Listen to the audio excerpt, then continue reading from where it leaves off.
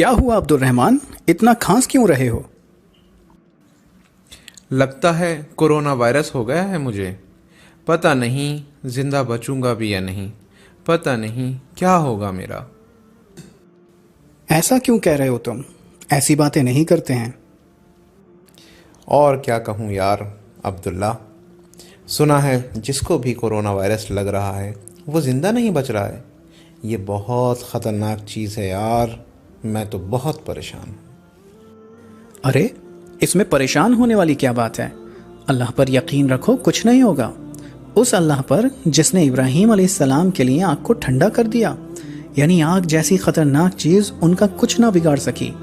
اس اللہ پر یقین رکھو جس نے موسیٰ علیہ السلام کے لیے سمندر میں راستہ بنا دیا، جس نے یونس علیہ السلام کو مچھلی کے پیٹ میں بھی زندہ رکھا. اس اللہ پر یقین رکھو عبد الرحمن، اور اتنی چھوٹی چھوٹی باتوں پر پریشان نہ ہو. صبر کرو. مسلمان کا کام مصیبت کے وقت صبر کرنا ہوتا ہے، نہ کہ پریشان ہونا. اللہ تعالیٰ نے قرآن مجید میں فرمایا ہے، سورہ بقرہ آیت نمبر 156، الذین اذا اصابتہم مصیبہ قالوا انا للہ و انا الیہ راجعون. اللہ تعالیٰ نے اس آیت میں ایمان والوں کی ایک پہچان بتائی کہ جب ان پر کوئی مصیبت آتی ہے تو وہ کہتے ہیں کہ بے شک ہم اللہ کے لیے ہیں اور اس کی ہی طرف ہم پلٹ کر جانے والے ہیں. ایمان والے اس طرح کی بات نہیں کرتے کہ ہائے اب میرا کیا ہوگا. سمجھے عبد الرحمن؟ ہاں صحیح کہا تم نے. یہ تو واقعی بہت غور کرنے والی بات ہے. لیکن پھر آج کا مسلمان کورونا وائرس کو لے کر اتنا پریشان کیوں ہے؟ کیونکہ آج کے مسلمان کا ایمان بہت کمزور ہو گیا ہے. ہر چیز سے آج مسلمان ڈرنے لگا ہے سوائے اللہ کے.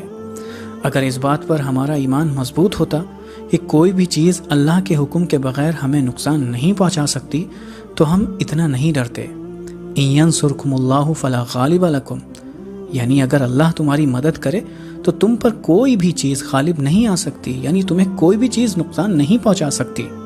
لیکن ایک بات یاد رکھنا کہ اللہ کی مدد آتی ہے ایمان کی بنیاد پر.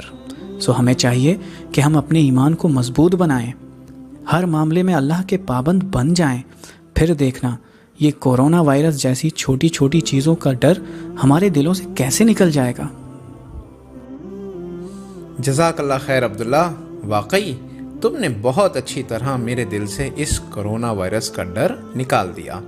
شاید اسی وجہ سے لوگ تمہیں جینیس کہتے ہیں.